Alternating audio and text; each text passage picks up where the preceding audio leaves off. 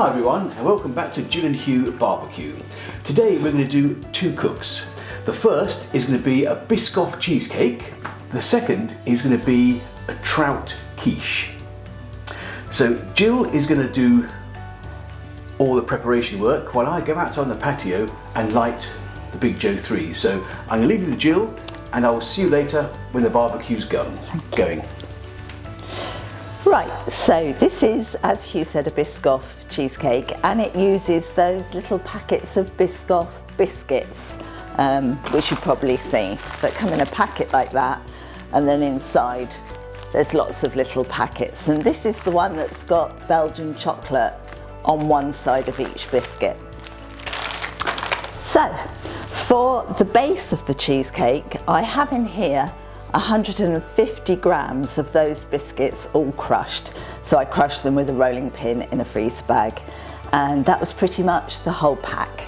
I think it's just slightly over, but a couple of grams here and there is not the end of the world. Into that I'm going to put 100 grams around about of melted butter.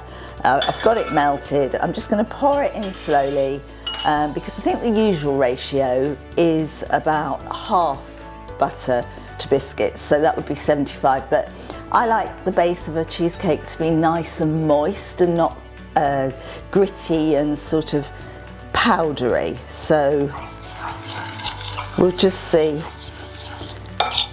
how this goes. Actually, I think we probably can use pretty much 100 grams of melted butter. So just making sure that melts into the crushed biscuits, ready to go in the base of the tin. So that butter is all getting absorbed into those biscuits, so I'll just put that aside while I grab the tin.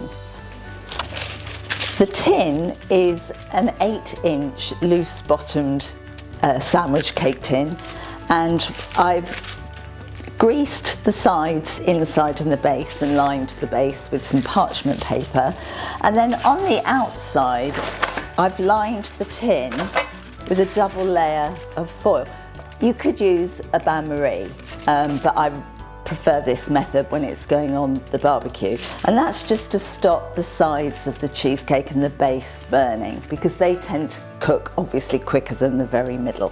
So now that we've got the tin prepared, we'll just put the crumb, the base, in, just scrape that out, and I'm just going to flatten that down onto the base with the back of a spoon. Now that I've got all those biscuits pressed down and fairly flat, I'm going to just stick this into the fridge for a while to firm up while I get on with the wet ingredients. In the mixing bowl here, I've got 600 grams of full fat cream cheese at room temperature. It's really important that all these ingredients are at room temperature. So that's 600 grams of the cream cheese in there. I'm going to add to that 150 grams of just normal white caster sugar.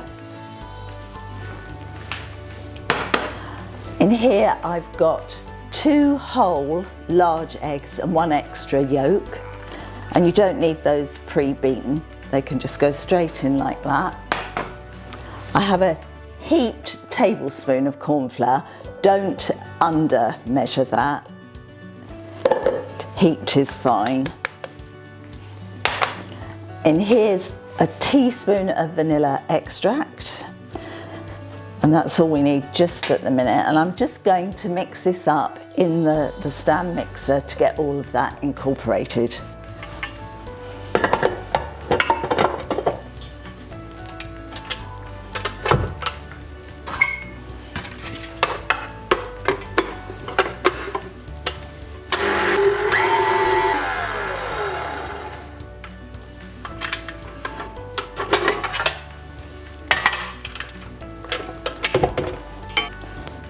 So the ingredients in there have started to come together, and the final thing that I'm going to add in now at this stage is 150 ml of crème fraîche, full fat crème fraîche. Okay. And then just give this another little beat to get it all mixed in together.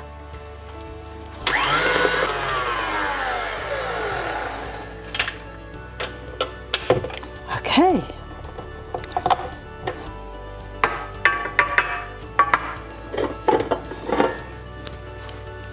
The end result of that beating is we've got a really, really creamy mixture here. So we're now going to go and get the base out of the fridge and start assembling the cheesecake.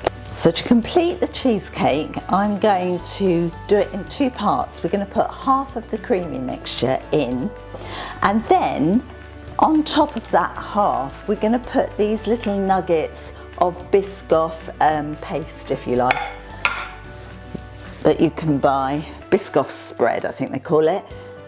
And it's just basically got the same flavour as the biscuits. And we're just going to put those over half and then put the other half of the wet ingredients on top. So you get a little surprise, a little Biscoff surprise halfway through. So approximately half.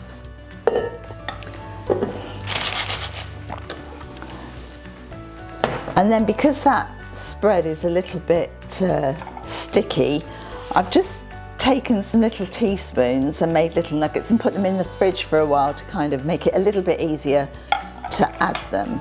But I've got a palette knife, and so we'll just spread them.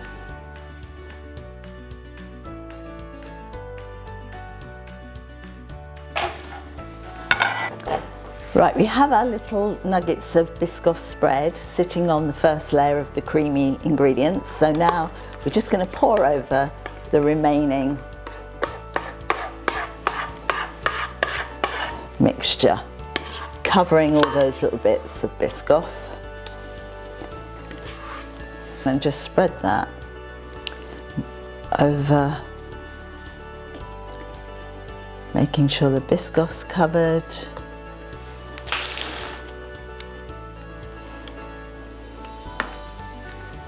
And it looks nice and smooth on the top.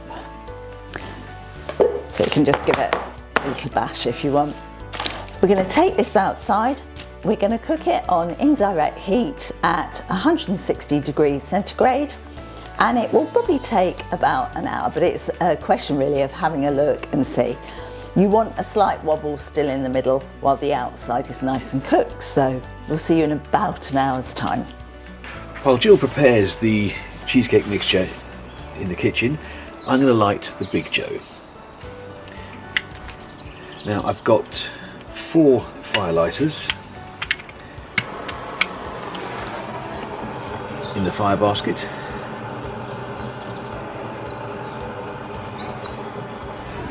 So I'm going to light all of these. We have our 4 fire lighters going in here.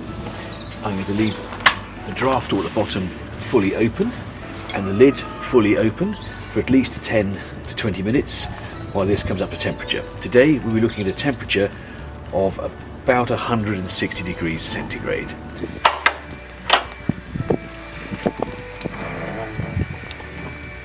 So our charcoal's warming up. I'm now going to put the heat deflectors in place. So we're cooking on indirect heat.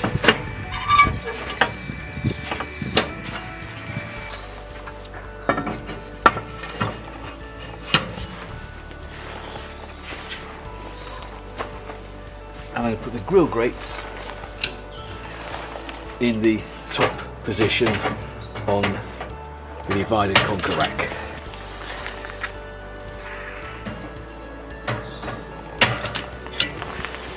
So we've got both heat deflectors in place.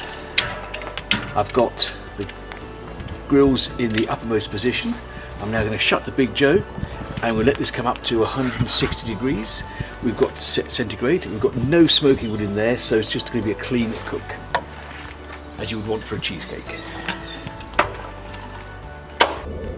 So our Big Joe 3 has stabilised at 160 degrees centigrade, so we're now going to put the cheesecake in the Big Joe, and we've got to do this quite quickly so I don't want to lose any temperature, or as little as possible.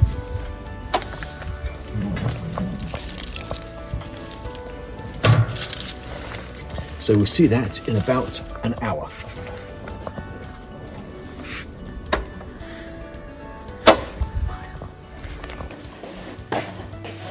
While we're waiting for our cheesecake to cook, and it is taking a lot longer than we anticipated, we're just going to knock up a quick quiche. We had some leftover trout that we had cooked in the oven previously, and we just really want to use it up. It is not smoked, it was just cooked in the oven. You could use smoked if you wanted to. I've used ready-made pastry, and I've just rolled it out to fit a standard size flan dish and par-baked it in the oven. I would have done it on the Kamado Big Joe, but the cheesecake's still going and it will just delay us. So we've got a par-baked flan base, or case rather. I'm just going to sprinkle the trout that's pre-cooked. So just spread that evenly over the base. The filling in here, I've got 2 whole eggs and 1 egg yolk. In the past, I've only just used 2 whole eggs, but I put an extra egg yolk in a couple of weeks ago and I really like the results. So it's 2 whole and 1 yolk. I've got 1/4 pint of double cream and 1/4 pint of milk, and that was semi-skim milk. So I'm just going to give this a whiz to get it all mixed up, and that's all mixed together. So into that I'm going to put a lot of salt and pepper. The trout has already got some seasoning on it from when it was cooked in the oven, so just going to add a bit more pepper, a little bit more salt, not too much. Give that a whiz round and pour it into the flan dish, like so. And then I'm just going to put a little bit more on because we like our black pepper. So with a lot of quiche dishes and recipes, the cheese will be put into the mix, but we like to put it on the top so that you get a nice sort of cheesy layer on the top. And I've got a mixture of just some quite strong cheddar and some mozzarella, and quite a large quantity, but it's to taste really. And just sprinkle that around on the top. Simple as that. And so once the cheesecake has eventually cooked, we'll get this onto the Big Joe, and we'll raise the temperature to 180, and we'll put this on, and we'll probably, I think, look at it in about 35 to 40 minutes. And I'm going to sit it on an upturned baking tin so that the base doesn't get burnt. Eventually, after 2 hours, our cheesecake has come off the Kamado Joe, and we managed to get the quiche on to start cooking that. Well, our cheesecake has finally come off of the Kamado Big Joe after about almost 2 hours actually, which is double the amount of time I thought it would take. I've got no idea why. Unfortunately, we can't eat it tonight. This has got to go in the fridge and chill overnight, so we'll come back tomorrow and give it a try. It's not the prettiest cheesecake in the world. It's rustic, and rustic is good. Well, I've just taken our quiche off of the Kamado Joe, and I have to say it really does look rather nice. It took about, in the end, 55 minutes. It would normally take 40 minutes at the same temperature in the kitchen oven. We're going to let this cool down. I don't know if you can get a glimpse of that. Oops, it's gone quite nice and crusty on the top. We'll let it cool down a bit. I'll cut a slice, and then we'll get Hugh, our chief taste tester, to come and try it. Okay, so our quiche has cooled down a little bit, and I've cut just a tiny slice so that Hugh can try it. Once we took the cheesecake out from the Big Joe, we then put the temperature up to 180 degrees to cook this. Oh, that's, yeah, sorry, I forgot. Okay.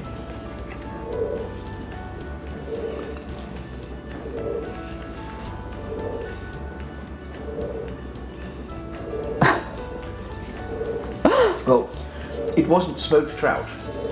But it is now. It is now. So that's how it's different to when I do it in the oven, is it? Okay. But there was no smoking wood in there. No, we had no smoking wood in it. It was just picked up smoke from the lump that we were using. And that's actually... It has. It's actually very nice. It's really soft, that's really nice. So, thank you for watching. Sorry we can't see the cheesecake result. If you like what we've seen, please hit the subscribe button and the bell so you don't miss the next episode. And Cheers. cheers.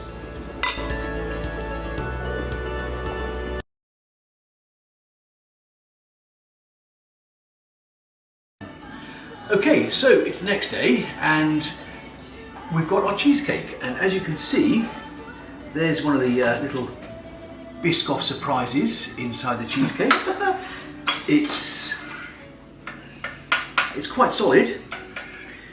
Well, I mean, it cooked twice as long as it was supposed to, didn't it? Yeah, it was cooking on the barbecue for almost 2 hours. So let's give it a try and see what it tastes like. I'm going to try the back first because that's always the. I'm going to try the middle. And you can see, look, you can see the Biscoff. Actually, the base looks nice. Yeah.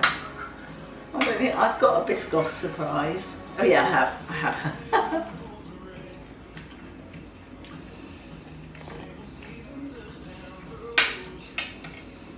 It's still really creamy.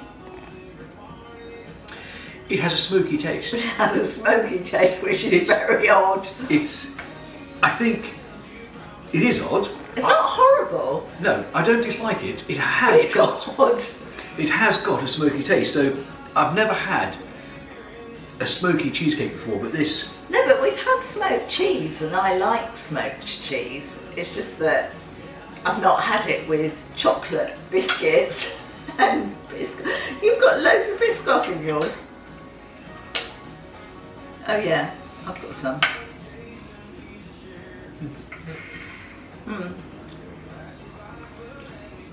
Okay, so the back of the cheesecake, I think you can taste that it cooked quite a long time. It's okay,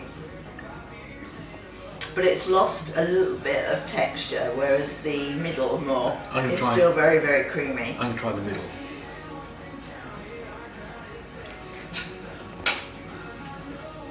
I'm sure we'll work our way through it. I don't think it'll waste. But it is a bit odd. It is really creamy. It does taste of smoke, which for a cheesecake is odd. However, we'll get used to it. I quite like it.